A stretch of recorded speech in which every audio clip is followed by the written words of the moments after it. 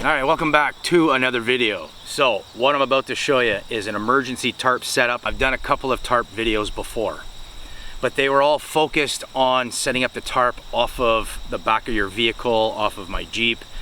So this one is going to be, let's suppose you're canoe camping, kayak camping, backpacking. I've got a bunch of gear in here, my tent, sleeping bag, all of the usual stuff.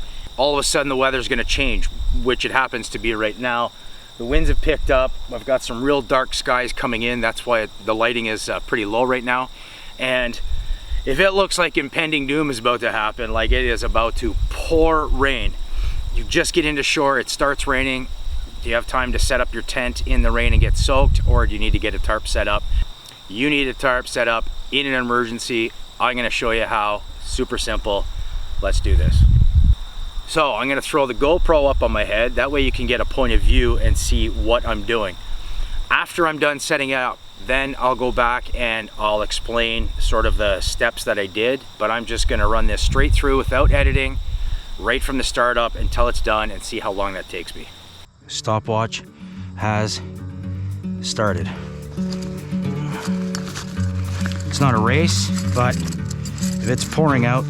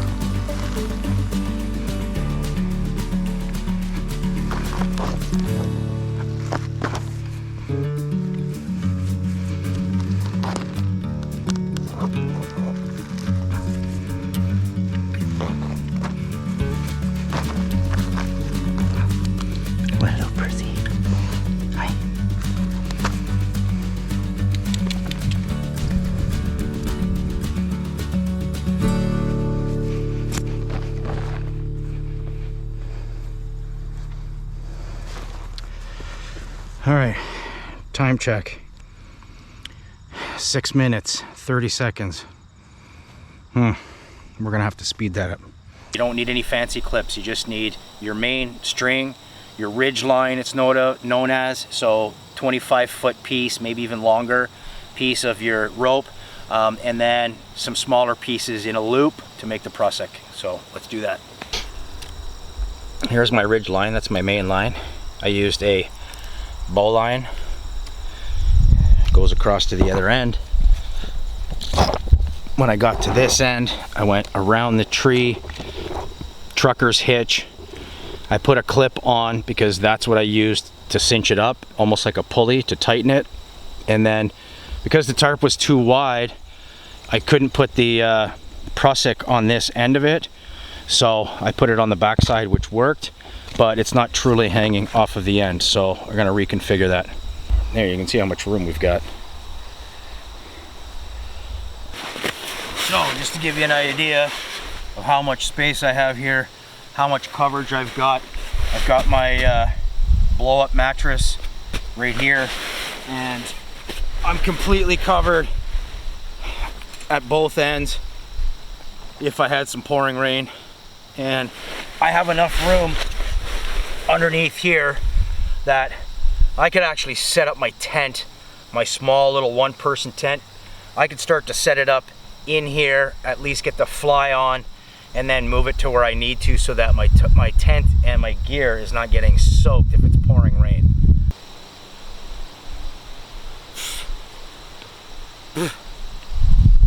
Skeeters. Okay, I put my smaller tarp on. There's that big bulky blue one right there. Literally took me 2 seconds. Just unclip stuff, clip this one in, put the tent pegs down at the back, and then we're good to go. I did use my clips instead of a stick, and you can see that I actually clipped this to the main line to keep it up.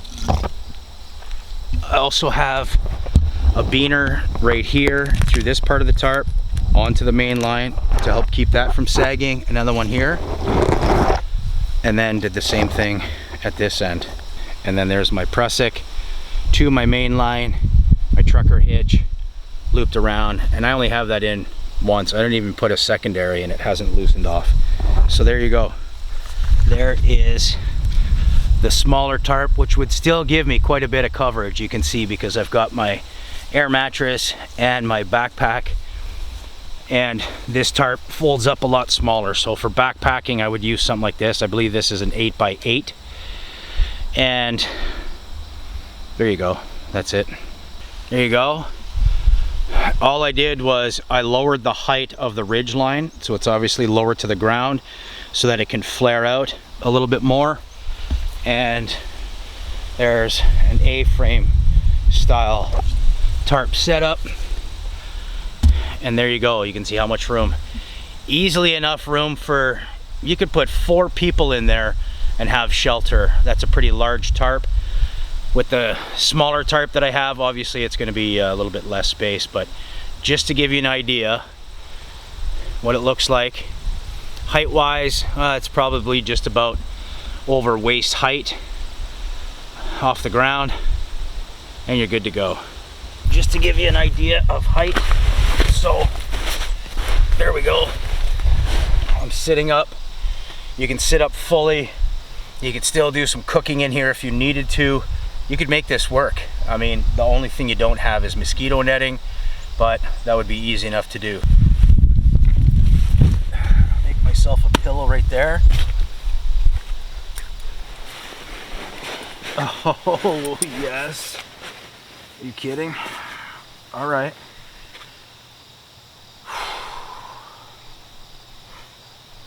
We're good to go. There you go.